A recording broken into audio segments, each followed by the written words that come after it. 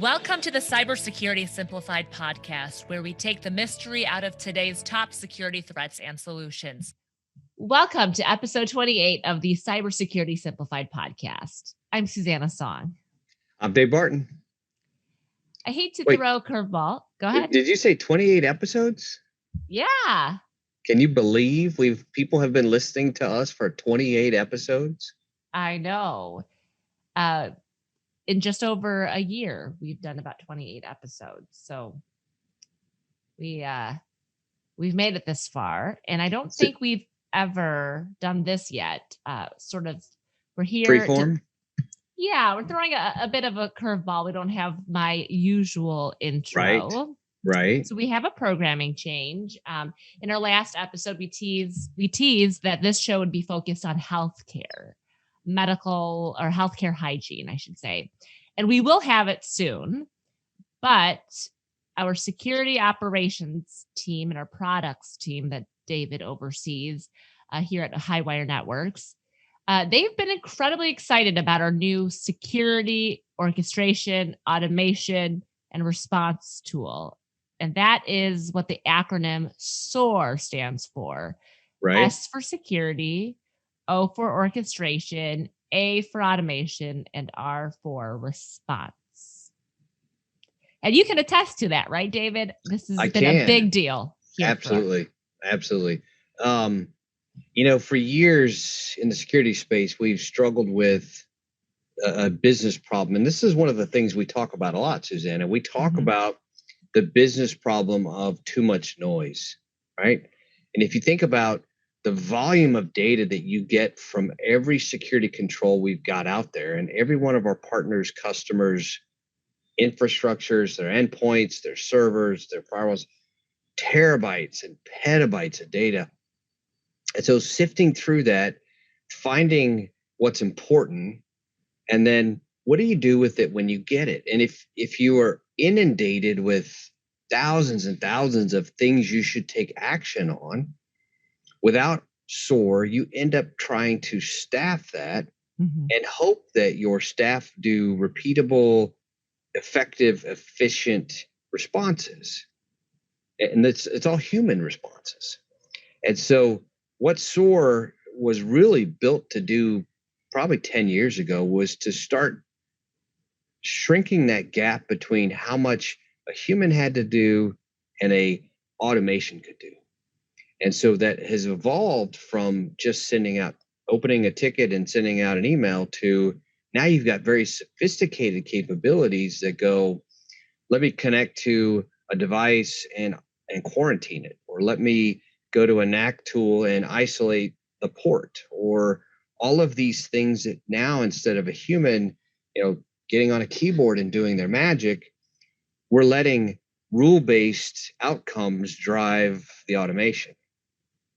And it speeds up the two biggest things that cybersecurity people want to think about, right? The two most important stats are mean time to detection, right? And if I can detect quicker with all the great detection tools that are out there, and I can respond quicker, I reduce how long those bad guys live in the network. So dwell time just starts to ratchet way down. And I do it consistently. And that's really where we're excited about this opportunity. Yeah, it's always exciting to hear about emerging technology and advancements. You said that SOAR kind of came into existence about a decade ago. We talk a lot about security analysts, there being a shortage of it. And we have a lot of listeners, David, that are thinking about a career switch because of that demand. So as we explore SOAR, what do security analysts have to know about how should they feel about SOAR? Should they be worried that automation will replace them? Right. That's a great question. I've often thought about that too. If you think about the global shortage in InfoSec, it's 3 million, 4 million jobs, depending on who you talk to.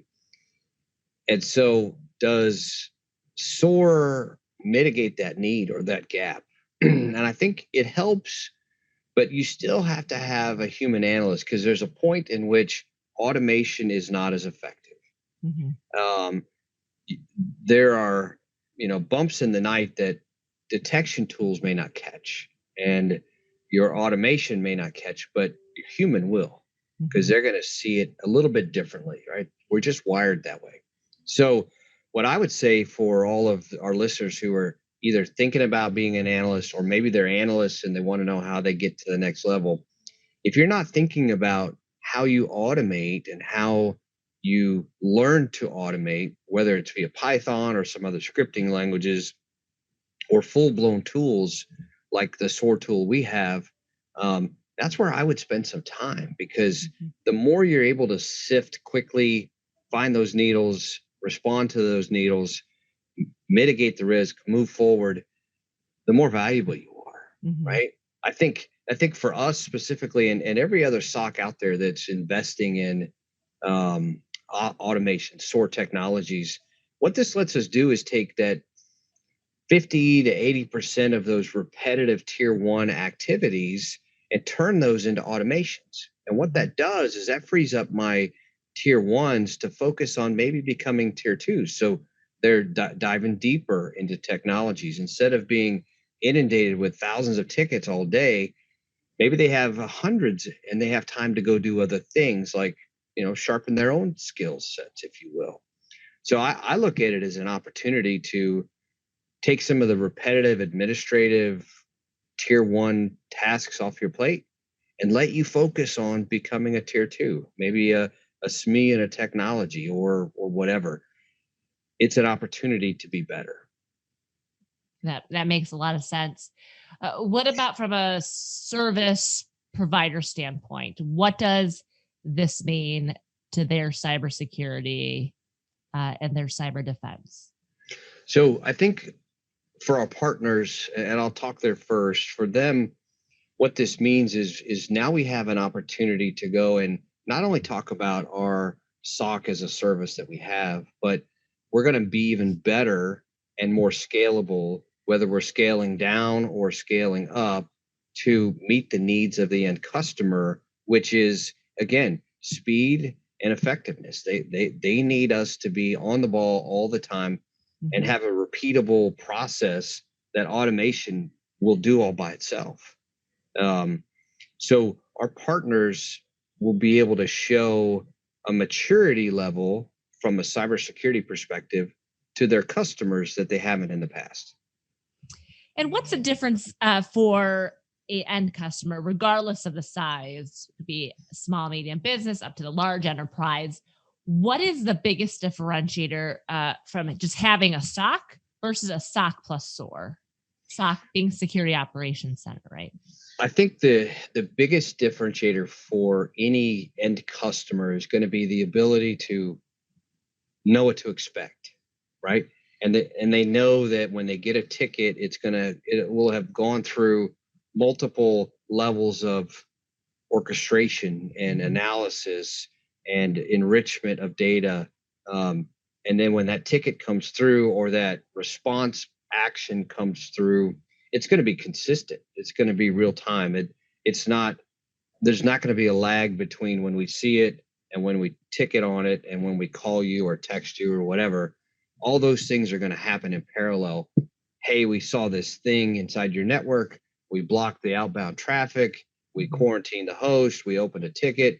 And here's a text to tell you something bad happened. We need you to go reset the machine. All that can happen at the same time.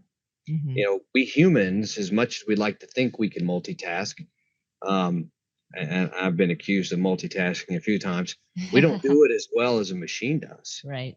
And so that machine is handling hundreds of tasks at the same time, where an analyst is looking and processing and then maybe doing something, and they're processing more, and then they do something. The computer's doing all that as we talk. And so speed, effectiveness, efficiency, all of that is an improvement. And again, it leads to that maturity. And by the way, when your auditors ask, well, what kind of process, how do you do improvement? All that gets handled from this automation. It just answers a lot of questions. The word orchestration, what does that mean in this context of cybersecurity? Orchestration is, if you think about a conductor, right, of a symphony, what the conductor does is he knows what each player or what each instrument should be playing at any point in time, right? And it's amazing. If you watch the good ones, they're listening in parallel, excuse me, to everything. And when that drum's out of beat, and there's not a drum in an orchestra, but when the timpani is out of beat, right? Yes. Or that flute hits the wrong note, they know it immediately amongst all the other noise. And so they orchestrate and they make sure everybody's on the same time and the same tempo. Orchestration and security is similar in that we know what each of these data feeds or detection tools, what they do, how their data looks, and we can bring all of these things together and orchestrate a picture or a symphony, if you will, that we then can tie automation to. And when we orchestrate all of these detection tools and we have our own little security symphony, maybe that's the title of our next podcast, we can automate and build responses to that. Does that make sense? Yeah, it does. And it makes me think, I do marketing, obviously, and, I've been pushing some kind of buzzwords and attributes to our SOAR. And we talk a lot about scalability, right? Being able to customize the remediation, being able to do it in seconds versus minutes, as David touched on, because it's the automation, right? And you're not just depending on people who, That's right. I think a few minutes is actually pretty good, but we can speed that up, but then also be able to replicate thousands of times. Talk a little bit, elaborate, David, on the scalability aspect of this for the end customer. So if you think about our world, Susanna, we have hundreds of partners who have hundreds of customers. And what SOAR does for us is let us have a consistent, repeatable process across all of those in real time. So instead of having one analyst per customer or one per 5, I could have 1 per 10 or 1 per 20, right? Because now my analysts are more effective and they're focused on maybe real critical threats versus the, hey, we just saw Susanna's account logged in from China. She's in Batavia. Let's issue a ticket. Let's reset her password. I can automate all that, right? Instead of picking up the phone and trying to find you, I can do some of that automation, and I can do that in parallel. I can do all of those tasks and I don't have to worry at 2 a.m. that, my customer, are they awake? Are they asleep? I can automate that while they're doing whatever they're doing. And it just makes us more effective, us more efficient, repeatable processes. So when you look at how well are we following our process, it's going to happen that same way every time. Yeah. And for an end customer, that type of efficiency and scalability is everything to them, knowing that they're going to get the best coverage in order to mitigate risk for their organization and their network. Well, and I think the other scalability piece that I want to make sure we capture is most smaller MSPs probably can't afford this tooling that we have, right? There's a big investment in what we've done, and your end customers wouldn't be able to afford it either. And so we've taken this idea of orchestration, automation, and response, and we've made it scalable downward. So now for that 20 user dentist shop, we could give automation into that environment and give them an added layer of response and protection and those kind of things with the traditional tools that the MSP may already have deployed there. And that is another improvement from effectiveness, efficiency, and even the maturity conversation that we talk about a lot. Yeah, that is insightful. Let's now bring in, I mean, we don't care about the bad actors, but should this make bad actors feel nervous? that there's so much going on in terms of improvements. Should that stop them in their tracks? No, I don't think it does, Susanna. And frankly, there's a lot of, we've had conversations on our podcast about the why the bad actors do what they do. They're better funded than our customers are. They have better tools. They have more incentive. And so they're going to keep coming. And effectively what we've done is help reduce the arms race by automation, right? Because at the end of the day, instead of building a better mousetrap, I've just built a better way to catch mice. Maybe that's not exactly what I meant. But with automation, instead of building a better mousetrap, I'm building a better tool to automate all of those mousetraps kind of approach. Got it. Because the bad guys are automating too, right? They continue to automate.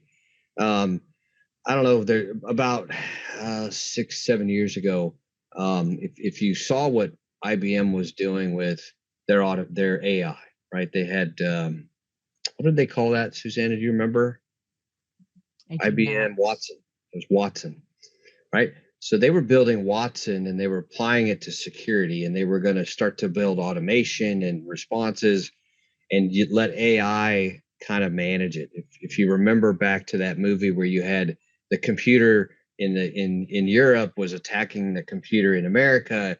I forget what it was called, but I said, look, we're going to see this same approach in cyber. The bad guys are going to have AI and machine learning, and they're going to point it at our AI and machine learning. And so we're going to see this arms race of bad guys improving their ability, their technology, their skills, attacking our guys who then, evolve, and then they are better at defending. Automation helps the defense of those environments. It's part of the arms race, if you will. Yeah. Any last comments, David, before we wrap up?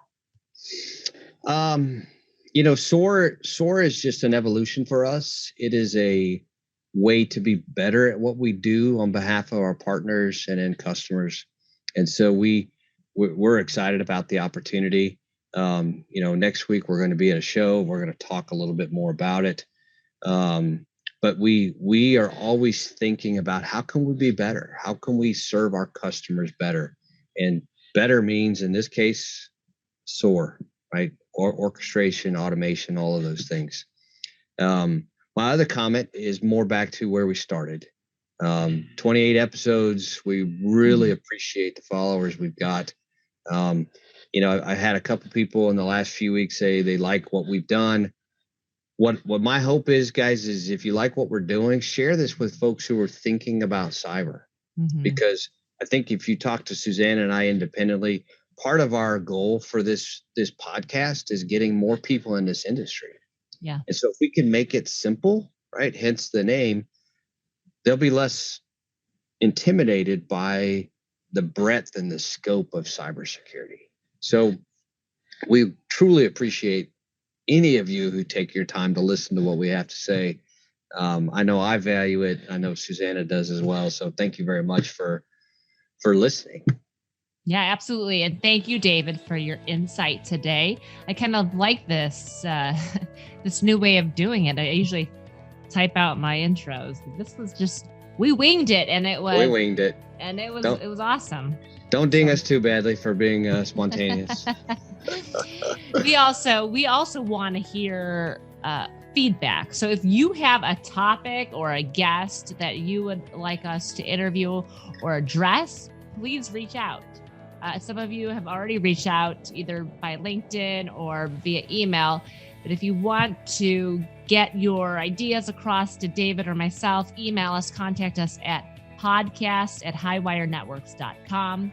And please like our podcast. So wherever you're at, wherever you're listening. Yeah, absolutely. All right. And be sure to join us for our next episode. I promise you. We skipped it for episode 28, but the next one, it will be around keeping medical networks healthy with good cyber hygiene. Exactly. Until next time, I'm Susanna Song. I'm Dave Barton. And you're listening and watching Cybersecurity Simplified. From all of us here at Overwatch by Highwire Networks, thank you for listening. We'll catch you next time on the Cybersecurity Simplified podcast. To learn more, visit us at highwirenetworks.com/podcast.